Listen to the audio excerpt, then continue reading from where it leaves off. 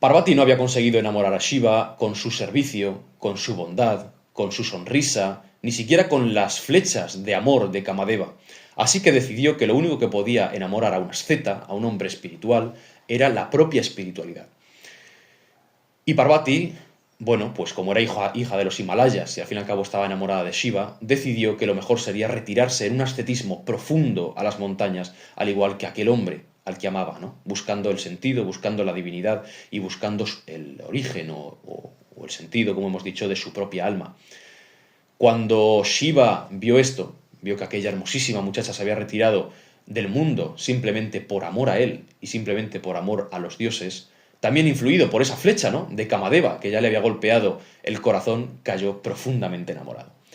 Cayó profundamente enamorado, como decimos, de Parvati, cuyo nombre también está relacionado con la palabra en sánscrito que hace referencia a la montaña, ¿no? Como decimos que es hija de los mismos Himalayas, y como decíamos, pues quedó profundamente enamorado en uno de esos paseos en los que lo vemos cabalgando sobre Nandi, su montura, que es el toro. Y en cierto momento el amor se consumó.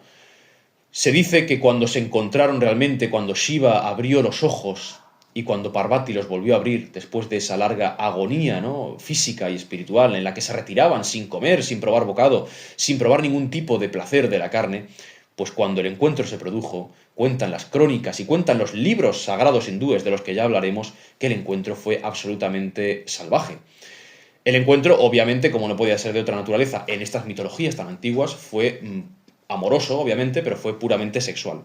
De manera que se cuenta que la semilla de Shiva, la semilla del dios de la destrucción, en cierto momento iba a caer sobre la tierra con una fuerza tal que iba a abrasarla. La unión fue tan violenta, como decimos, violenta en términos amorosos, ¿no?, si me permiten la expresión, fue tan violenta que esa propia semilla de Shiva, después de ese largo periodo de meditación en el Kailash, completamente apartado, por supuesto, de todo lo femenino y por supuesto de todo lo que tuviera que ver con los placeres del mundo, amenazaba efectivamente con caer sobre la tierra y con abrasarla. En la ayuda del mundo, en ayuda de la tierra, que seguía girando sobre los pies de Shiva y de Parvati mientras consumaban su amor, acudió Agni, este señor que vemos aquí, que es el gran sacerdote, es el gran Otar, es el dios del fuego, es el medium entre los dioses y los hombres, por eso tiene dos caras, una para atender a los dioses y otra para atender a los mortales. Como decimos, acudió en la ayuda del mundo, porque era el propio dios del fuego. Es decir, él pensó que no había nada más ardiente que él y decidió, antes que esa semilla cayera al suelo, tomarla entre sus propias manos para salvar a la tierra que iba a ser completamente carbonizada. Sin embargo, se dio cuenta de que la efusividad del amor de Shiva y que el poder de Shiva había sido tal que esa propia semilla quemaba más que el mismo fuego. Y el propio Agni, dios del fuego, la esencia del fuego en sí mismo, comenzó a consumirse. Corrió absolutamente desesperado, ya casi consumido el propio fuego por el ardor de la semilla de Shiva, al río Ganges, que ya fluía por la tierra, ¿no? Ya veremos cómo bajó y depositó esa semilla en el Ganges, pensando que el Ganges era tan poderoso, tan grande y contenía tanta agua, que ni todo el fuego del mundo, ni todo el calor presente en esa semilla podría afectarle. Nada más lejos de la realidad, sino que cuando la puso en las aguas del Ganges, estas comenzaron a hervir, comenzaron a evolucionar, a bullir, perdón. Y en ese momento en el que comenzaron a hervir, el propio Ganges, la diosa Ganga, que es la diosa que encarna el curso de este río tremendo, como decíamos, decidió que ni siquiera ella misma podía acoger la semilla de Shiva y que esa semilla tenía que ser expulsada a algún lugar fuera de sí misma o fuera del fuego o fuera de la tierra para que no pudiera consumirla y que no pudiera evaporarla. El propio Ganges se estaba evaporando por este calor. Y decidió que el mejor lugar en el que podía depositar esta semilla de Shiva era un juncal. Era un paraje en el que había juncos, un paraje tranquilo, y que esa semilla, que ya se había enfriado, ¿no?, ligeramente por ese paseo por el Ganges, también por el contacto con Agni, también por el contacto con los elementos, pues quedó depositada entre los juncos. Lo que nadie se esperaba es que de esa semilla, de la espuma que había surgido y de la espuma que había surgido de todo el movimiento de seres, ¿no?, que la habían transportado, nació en el juncal un niño.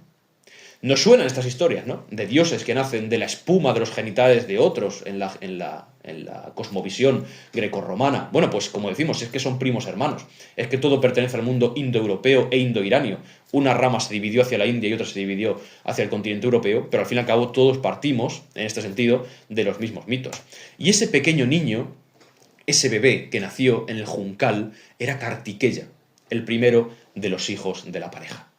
Por lo tanto, se había consumado su amor, Shiva volvía a amar a una mujer y por añadidura, había nacido un hijo. Por lo tanto, este demonio, que no olvidemos que todo esto es una conspiración de los dioses, este demonio que se había hecho con el poder de los tres mundos, peligraba su poder realmente, porque ya como había jurado el propio dios Brahma, solamente podría matarlo un hijo de Shiva, y efectivamente acababa de nacer Kartikeya.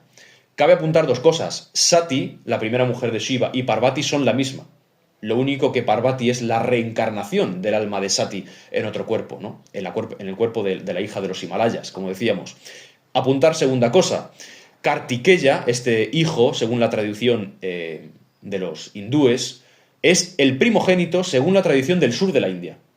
Sin embargo, para los indios del norte, Ganesha, el dios elefante, el hijo también de Shiva y Parvati, es el primogénito. Perdón. Sin embargo, como yo sé que pronto, si Dios quiere, harán un viaje a la India y que concretamente será un viaje al sur de la India, he decidido tomar la tradición sureña, ¿no? La tradición en la que Kartikeya es el primogénito y cuentan toda esta historia del demonio y tal. Bueno, pues en el momento en el que nació el niño, por aquel lugar pasaban las Críticas, que es el nombre que en sánscrito reciben las Pléyades, ¿no? La constelación de las Pléyades. Las 6 estrellas, son 7 y una es prácticamente invisible, pero a todos efectos son 6, pasaban por allí y vieron a un niño rollizo, hermoso, y se apiadaron de él, sintieron compasión, y lo acogieron. Y tan hermoso era el niño, porque también es el dios del atractivo destructor, ¿no? de la atracción guerrera prácticamente. Era tan hermoso el niño que decidieron las 6 amamantarlo. Y para que no se pelearan y que no hubiera discordia y que las 6, fueran igual de felices, amamantando a ese hermosísimo bebé Kartikeya, Kartikeya desarrolló 6 cabezas. Se le representa muchas veces con 6 cabezas para que de esa manera pudiera al mismo tiempo mamar, al mismo tiempo, como decíamos, de las 6 Pléyades. Esta historia también nos recuerda, ¿no? Nos recuerda, sin ir más lejos, a la historia de Dioniso, que es criado por las Híades. No olvidemos que las Pléyades y las Híades, las dos son grupos estelares que están en la constelación del Toro, están en la constelación de Tauro. Las Híades son las que forman el triángulo de la cara del Toro y las Pléyades están algo más arriba, ¿no? Más brillantes, en las noches de invierno sobre todo se ven más, pero no dejan de ser parte del toro. El toro, un animal además también muy importante en la mitología hindú, es la montura de Shiva, y en la mitología griega, como decíamos. Los nexos son completamente poderosos, ¿no? Y visibles si uno profundiza algo dentro de esto. Además, Dioniso no solamente comparte con la mitología hindú este punto del que hablamos, de las estrellas que lo cuidan, sino que el propio Dioniso hace un viaje a la India, si ustedes recuerdan, del que será muy interesante hacer una conferencia también, hace un viaje a la India para civilizar a los indios, para enseñarle el cultivo de la vid, ¿no? Para enseñarle cómo se hace el vino. En definitiva, pues eso, el viaje civilizador de un dios a tierras extrañas. Es curioso, ¿no?, que ese viaje se haga precisamente a la India. Quizá Dioniso no estuviera conquistando nada, sino que estuviera simplemente regresando a la tierra de sus padres, regresando a la tierra de la que había partido hacía miles de años en esa concepción del mundo indoiranio. Cuando Kamadeva crece y se reencuentra con sus padres, tampoco quiero profundizar demasiado, ¿no?, porque es una historia demasiado larga, tenemos todavía mitos. Cuando Kamadeva se hace mayor, como decimos, y se reencuentra con sus padres, como no puede ser de otra manera, se encuentra al final con el demonio cuya existencia había propiciado. Es decir, el propio Tarakasura, sin darse cuenta, había hecho que ese guerrero, ese general de los generales, al final acabara encontrándose con él para restablecer el equilibrio en el cosmos. Cuando vio avanzar a Kamadeva, el demonio, cuando vio avanzar a Kamadeva con 6 cabezas cabalgando un pavo real, portador del vel, la lanza, invencible, pues sintió miedo y se escondió detrás de un árbol de mango. No obstante, Kamadeva, como dios que es, sabe todo, es omnisciente, puede ver, también tiene la capacidad de ver detrás, se dice, ¿no?, en la mitología, detrás de las paredes, detrás de los muros, y sabía que detrás estaba su enemigo acérrimo. De tal manera que él lanzó el vel, partió el árbol por la mitad, y ese propio demonio que estaba detrás del árbol, pero que también se había convertido en el propio árbol, quedó destruido. Pero no murió, sino que cada mitad del árbol se transformó en un ser. De una nació un pavo real. la montura de Kamadeva. Y de otra nació un gallo, que es el símbolo de su estandarte cuando está en su forma guerrera.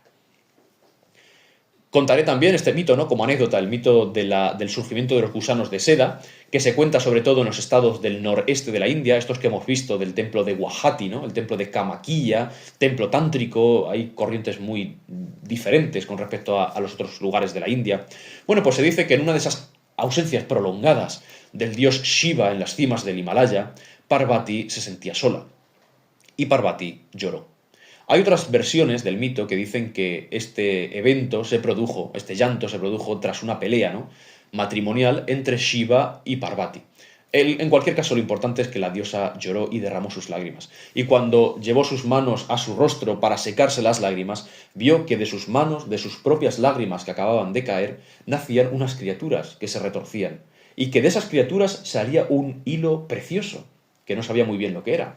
Bueno, pues de esa manera acababan de nacer los gusanos de seda. Se dice en estas regiones que crean y que exportan históricamente seda, la región de Assam, por ejemplo, concretamente, que tiene una parte del museo concretamente destinado a la historia de la seda. Bueno, pues se dice que los propios gusanos de seda, en tanto en cuanto a que son diferentes a los otros gusanos y a las otras criaturas, porque nos proveen de telas maravillosas, pues no pueden ser sino criaturas que nacen de algún tipo de insuflo divino. Y efectivamente se dice que nacieron de las lágrimas y del dolor de Parvati, bueno, pues tras la pelea o, según la otra versión, tras la ausencia prolongada de ese compañero sentimental, ¿no?, de ese dios Shiva. Otro de los mitos importantes y fundacionales del hinduismo actual, del hinduismo pauránico, porque ya veremos que hay muchas ramas actuales y hay una evolución, ¿no?, de esta religión, partimos desde el védico y bueno, llegamos hasta el actual, es el nacimiento de Ganesha, es el nacimiento del segundo o del primero, según la tradición, en este caso en la tradición sureña, del segundo de los hijos de Shiva y Parvati. Ustedes lo conocerán por el niño elefante, por el dios elefante, ¿no? Es un niño con cabeza de este animal. Bueno, ¿cómo llega a tener esa cabeza? ¿Por qué no nació así? ¿Cuál es su historia? Es lo que vamos a descubrir a continuación. Parvati, que casi siempre estaba sola, porque su marido no dejaba de ser un yogi, no dejaba de ser un asceta, ¿no?, que se retiraba a las cimas de los Himalayas para meditar durante largos periodos, durante miles de años.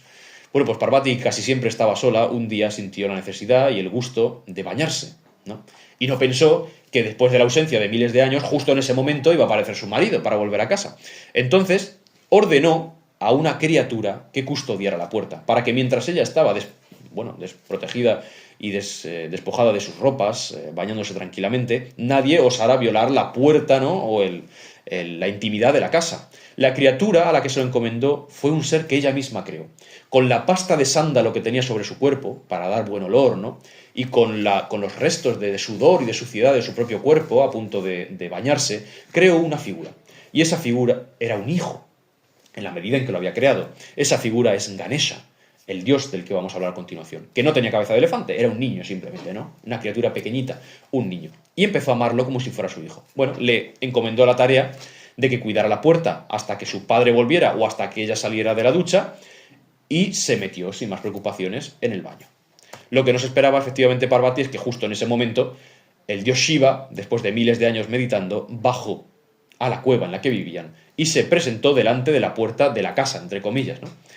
Cuando llegó a la puerta e intentó pasar y quiso pasar a su casa, se encontró a un niño en la puerta que no sabía quién era y que le decía que no iba a pasar nadie porque su madre se estaba duchando, que su madre se estaba bañando y que su madre le había dicho que nadie podía pasar, que quién era él que pretendía violar la intimidad de esa casa. Bueno, Shiva dijo: yo soy el señor de esta casa, ¿quién eres tú que estás en la puerta de mi casa? Le dijo: yo soy el hijo de Parvati. Respondió Shiva: Parvati es mi mujer. ¿Qué hijo eres tú? No tenemos ningún hijo, ¿no? Según la tradición del norte, repito, que era el primogénito. Esta es la tradición, el relato del norte. Bueno, pues se desata una pelea tremenda entre los dos, porque Shiva, como decimos, no es un angelito. Shiva es el dios de la destrucción, de la muerte, de la renovación, de la violencia, de los principios y de los impulsos animales, y asestando un golpe con su tríshula, es decir, con su tridente, en la cabeza del pequeño Ganesha, lo decapitó, lo mató, podemos decir, ¿no? Porque al fin y al cabo era un intruso que no le dejaba entrar en su propia casa, no sabía quién era ese niño impertinente y, pues llevado por esas pasiones que lo dominaban muy a menudo, acabó matando al pequeño Ganesha. Cuando su madre salió del baño, cuando salió Parvati recién bañada, ¿no?, de sus aposentos, y descubrió a su hijo recién nacido, recién creado, al que ya había comenzado a amar y le había dado incluso un nombre, decapitado y muerto en el suelo, entró en cólera. Y ya sabemos que cuando Parvati entra en cólera no se limita a enfadarse, sino que se transforma en versiones violentísimas de la energía femenina. Se transforma en Durga, la diosa de la guerra, o algo peor, en Kali, que es una criatura con una lengua larguísima que se dedica a lamer la sangre de los demonios y a decapitarlos. Es decir, puede llegar a ser muy peligrosa, ¿no?, Parvati, cuando se enfada. Bueno, no llegó a tal punto, porque al fin y al cabo estaba hablando con su marido, pero se entró en cólera, en una cólera irrefrenable, y comenzó a hacer la danza de la destrucción. Bueno, pues aquello no podía solucionarse de ninguna manera. Parvati le dijo a su marido: o solucionas esto o no entres más en esta casa, ¿no?, básicamente. Y Shiva lo único que pensó y lo único que se le ocurrió es en encomendar a sus propias huestes y él mismo, pues alguna solución para el asunto. El niño no tenía cabeza, había sido decapitado. Así que pensó avanzar hacia el norte. Y la primera criatura que encontrara la cazaría, le cortaría la cabeza y la traería como sustituto para la cabeza del pequeño Ganesh. Cuando avanzó hacia el norte, el dios Shiva con sus huestes, el primer animal que vio en su camino, ¿no?, en su travesía hacia el norte, fue un elefante. Cumplió su palabra, trajo la cabeza como trofeo del elefante y, bueno, como son dioses todopoderosos, pues la puso sobre los hombros del niño, le volvió a insuflar la vida y de esa manera, pues el niño Ganesha se convirtió en el niño elefante, en el dios elefante, que no deja de ser un niño. Es un dios muy entrañable para los, para los hindúes. Lo ven efectivamente como algo infantil, ¿no?, como algo gracioso. Incluso hacen juegos delante de sus estatuas, le ofrecen dulces, como podían hacerlo con un niño. No deja de ser un bebé, dicen ellos. Y además es un dios muy querido porque es el que elimina los obstáculos. Es el dios que cabalga sobre un ratón, sobre música, y que es el destructor de problemáticas en el día a día. Por eso es un dios al que rezan muchos hindúes, como decíamos. Bueno, pues esta es la imagen idílica de la familia de Shiva, ya después de enmendar su tremendo error, ¿no? Y si fuera una tradición, bueno, ustedes ya que son prácticamente expertos en el hinduismo podrán decirme si esta imagen pertenece a la tradición del norte o del sur de la India. Bueno, pues efectivamente esta imagen pertenece a la tradición del norte, porque Kartikeya no está por ningún sitio y Ganesha es un bebé. Si estuvieran abrazando a Kartikeya y Ganesha no estuviera, o Ganesha fuera más pequeño, estaríamos hablando de una imagen generada pues en el sur de la India. No solamente es importante Ganesha, sino que es el señor de los devas, es el señor de las huestes celestiales.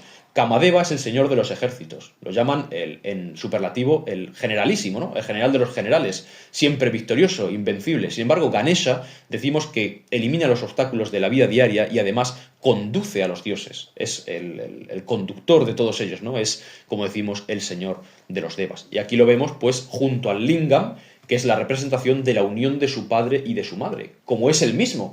Al fin y al cabo, ese lingam, unido con el yoni, de piedra, o la imagen de Ganesha o la imagen de Kartikeya, no deja de ser una representación del poder femenino, Shakti, y del poder masculino, Purusha, de esas dos energías unidas. ¿Cómo nace Durga? ¿Y quién es Durga? A Durga, bueno, ya la hemos mencionado, ¿no? La mencionamos el otro día y la he mencionado yo hace poco, cuando he dicho que Parvati cuando se enfada es bastante peligrosa, porque puede transformarse en esto, en Durga, o puede transformarse en Kali, en esa diosa terrible, ¿no? Sorprendente para un extranjero, ¿no?, que visita sus templos y ve esas imágenes para nosotros tremendamente agresivas, con los dientes asomando, con la lengua chorreando sangre de sus enemigos. Efectivamente, pues es muy impresionante. Pero bueno, Durga es una especie de ser a medio camino, ¿no?, entre Kali, la salvaje Kali, y la amorosa Parvati. Es la diosa de la guerra, pero una guerra controlada, una destrucción, podemos decir, bajo control. Cabalga sobre un león, esta diosa, y es la diosa que porta las armas, como ustedes ven. La historia que vamos a contar es la historia de su enfrentamiento con Mahishasura, es decir, con el demonio búfalo, con Mahishasura. Mahish significa búfalo en sánscrito, bueno, en el hindi, moderno también. Sin embargo, Asura, que ustedes ya lo saben, significa demonio, ¿no? Los sin vino, como decimos. Hay otras versiones de Asura que significa, pero bueno, me parece especialmente hermosa, me parece especialmente evocadora esta de los sin vino, ¿no?, es decir, los sin civilización. Esta historia, este mito creador o fundacional de la diosa Durga, empieza efectivamente con la historia de Mahishasura, de este demonio. Como hemos dicho, los demonios solamente quieren una cosa, que es el ego, el poder y la ambición desmedida. Él pidió también ser inmortal, de manera que nadie podía acabar con él. conquistó de nuevo, igual que su congénere, los tres mundos, expulsó a los dioses del paraíso, los arrinconó y se hizo con el poder de todo lo que existía sobre el orbe, en el sentido del cielo, del mundo de los dioses, ¿no? Bajo él, sobre las aguas y bajo las aguas. Y además era un demonio que tenía la capacidad de transformarse, de adquirir diferentes formas. La favorita, la predilecta de este demonio era la de Mohish, como hemos dicho, la figura, ¿no? La forma del búfalo de agua. No es el búfalo africano que tenemos en la mente, ¿no? Por los documentales, sino que es otra criatura que suele vivir en el lodo, suele vivir en los pantanos, muy adaptada a este clima húmedo de la India, ¿verdad? Y que por los propios indios es visto de una manera muy diferente a la vaca o al toro, a pesar de que pertenece a la familia de los bóvidos, igual, ¿no? Este se ve como un animal perezoso, que constantemente está, pues eso, tirado en el barro. Es un animal sucio también, es un animal que representa las pasiones y las pulsiones salvajes, no controladas, mientras que el toro es su contraparte civilizada, es su contraparte al servicio del hombre, ¿no? Podemos decir, y al servicio de los dioses. Bueno, pues este demonio efectivamente podía adquirir muchas formas, y una de las formas que siempre decidía tomar más a menudo era la de Mohish, era la del búfalo de agua. Nadie podía hacer frente a este demonio, ¿no? Porque decimos que había adquirido tal poder y había incluso apartado a los dioses de sus tronos que nadie podía acabar con él, nadie podía enfrentarse a ese poder tan terrible. Solamente un dios que tuviera la combinación de los poderes de todos los demás. Los dioses, desheredados, desterrados de su mundo, decidieron reunirse. Y cuando se reunieron estaban tan furibundos, estaban tan terriblemente enfadados que con los ceños fruncidos causaron una llamarada de luz y de fuego en medio de ellos, ¿no? Hasta tal punto era grande su ira que se materializó en fuego. Y en medio de esos dioses reunidos allí, ¿no? Con esa asamblea, podríamos decir, olímpica, si estuviéramos en otro contexto, pues apareció ese incendio. Y ese incendio, en la medida en que lo habían provocado todos los dioses, tenía una parte de cada dios. Había sido avivado por el fuego y por la luz de una parte de los dioses. Bueno, pues les leo literalmente. De la cara, o la cara de esta diosa que estaba a punto de surgir, surgió de la luz de Shiva, de la fracción que aportó Shiva. De la fracción aportada por Vishnu, surgieron dos brazos en medio de ese incendio. De la luz aportada por Brahma, que no olvidemos que había causado todo este problema, siempre otorgándole deseos a los demonios, ¿no? Que lo engañaban, en fin. Brahma es un dios bastante cuestionable. Pues bueno, de Brahma, de esa luz que él había puesto, surgieron sus piernas. Los pechos de la diosa surgieron de la luz de la luna, de la diosa luna, y sus caderas de Bu, la diosa de la tierra. De Yama, el dios de la muerte, surgió su pelo, suelto, enredado y como un símbolo de lo salvaje y de lo descontrolado. Era una fracción de cada dios, sin embargo, era algo femenino. Era Durga. Acabamos de ver cómo surge, cómo nace la diosa de la guerra, la diosa del enfrentamiento civilizado, que es esta mujer que vemos aquí cabalgando un tigre. Era una fracción de cada dios y por tanto cada dios le hizo un regalo, podemos decir, entre comillas, le hizo un presente, le dio algo que simbolizaba su poder. Shiva, su marido, entre comillas, ¿no? Porque al fin y al cabo Shiva es el marido de todo lo que sea energía femenina. Ella era una manifestación de esta energía femenina. Shiva le entrega su trísula, es decir, le entrega su tridente. Agni, el dios del fuego, le entrega su lanza. Vishnu le entrega su disco dentado, aquel con el que vimos que decapita a otro demonio, ¿no? en otro mito. Indra, el rey de los dioses, le entrega su rayo destructor. Surya, el dios del sol, efectivamente le entrega lo que no podía entregar nadie más, que es su luz cegadora. Hay otros dioses que le entregan, el dios constructor, podemos decir, ¿no? Patrono de los constructores, le entrega un hacha y una armadura. Brahma, además, le hace un segundo presente y le entrega un cuenco de agua refrescante y un japa mala, un rosario hindú. Himalaya, su propio padre, le entrega un león o un tigre, varían las leyendas, para que pudiera cabalgarlo. Vayu, un arco y flechas. Y Yama, el dios de la muerte, le entrega el Kala Danda, que es el mazo, valga la redundancia, de la muerte. No olvidemos que en este momento en el que se escriben estos mitos, en el que se ambientan estos mitos, en el Himalaya efectivamente había leones. había leones. Hoy quedan muy pocos leones asiáticos, solamente en un bosque concreto, el bosque de Gir, en el norte de la India, muy poquitos, pero realmente esa población estaba muy extendida en la antigüedad por toda Asia. Y un recuerdo de eso es la presencia de esos leones, ¿no?, que le regala el dios de los Himalayas a su propia hija. Según la adaptación local, pues puede ser un tigre. Efectivamente, en Bengala, por ejemplo, ¿no?, la comarca en la que se encuentra Calcuta, por ejemplo, pues no hay leones, siempre ha habido tradicionalmente tigres, y la cabalgadura de Durga no es un león, sino que es un tigre. En el momento en el que Durga se enfrenta con este demonio, como no podía ser de otra manera, porque ya que ha sido creada y ha sido además nombrada por los demás dioses la protectora del mundo, fíjense qué curioso, ¿no? Es una diosa, es una mujer la que recibe los presentes de todos los dioses varones y la que recibe una fracción de su divinidad, es la que recibe el arma más poderosa de cada uno de los dioses todopoderosos, varones de ese Olimpo, entre comillas, hindú, ¿no? Y es una mujer la que trae la salvación o el restablecimiento al orden del mundo. No deja de ser esto curioso. Y es una mujer, efectivamente, es Durga la que cabalgando un león y a la cabeza de sus huestes guerreras acaba con la vida de este demonio, del demonio que se transformaba, del demonio búfalo. Cuando llegó Durga, cabalgando a este Vajana, ¿no?, al león y portando todas las armas, armadas hasta los dientes, para usarlas, se encontró al demonio en su forma, como no podía ser de otra manera, de búfalo. Inminentemente la diosa lo atacó, lo decapitó y al cortarle la cabeza, el propio demonio que vivía en la forma del búfalo intentó salir por la cabeza o por el hueco decapitado del cuerpo del búfalo. Y en el momento en que ya había sacado su cuerpo, estaba sacando una pierna y la otra estaba a punto de salir para enfrentarse en su forma poderosa, en su forma de demonio a la diosa que estamos viendo, la diosa Durga, tomó la lanza que le habían dado los dioses y lo atravesó. De este modo acabó con la vida de esta criatura, ¿no?, que de nuevo había amenazado el orden del cosmos, y de este modo vemos también esa tradición antigua de la diosa guerrera, ¿no?, que es muy típica de las sociedades antiguas y de los mitos previos a la civilización, en la que la guerra no es solamente una cosa de hombres y que no es el arma no es solamente algo portado por el varón, sino que también la propia diosa es la patrona de esta actividad, ¿no? Bueno, pues efectivamente vence sobre este demonio, acaba con su vida y se restablece ese orden. Los dioses vuelven a sus tronos, los dioses vuelven efectivamente al lugar que les corresponde. Imagínense ustedes, ¿no?, ver todas estas, o recordar todas estas historias cuando uno avanza por un lugar como este, que son las selvas de Bombay, son los parques selváticos de Bombay.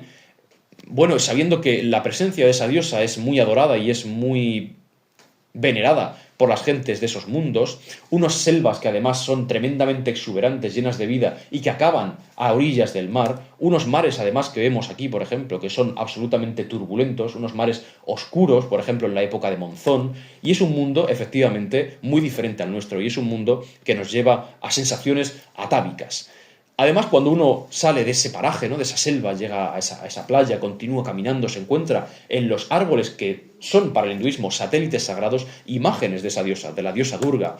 Y no solamente imágenes como tal, figurativas, sino imágenes simbólicas. Lo que vemos aquí es el prana pratishta, es decir, el autorrevelado. Esto es una piedra, es una roca que un hindú, bueno, a un hindú le sugirió la forma de Durga, no sabemos muy bien por qué, o si es el caso de Ganesha, le sugirió la forma de un elefante o de la cabeza de un elefante, la tomó, la piedra, la puso en un templo y la cubrió de sindor, aquel polvo naranja rojizo que ya vimos anteriormente, ¿no?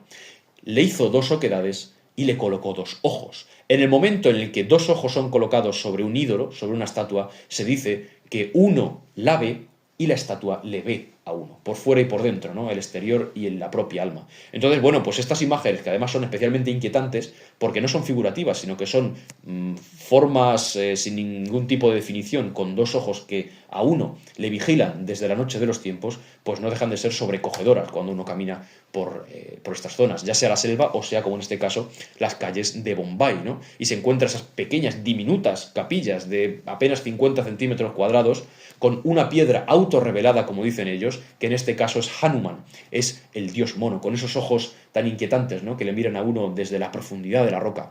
Veremos en las conversaciones o en las conferencias sucesivas cómo esa parte del dios baja a lo concreto, baja a la piedra y la habita, según una serie de ritos, ¿no? El rito que tenemos por aquí, por ejemplo, su nombre, Swayambhu, es el rito que produce esto, es decir, que la roca te vea y que tú la veas a ella.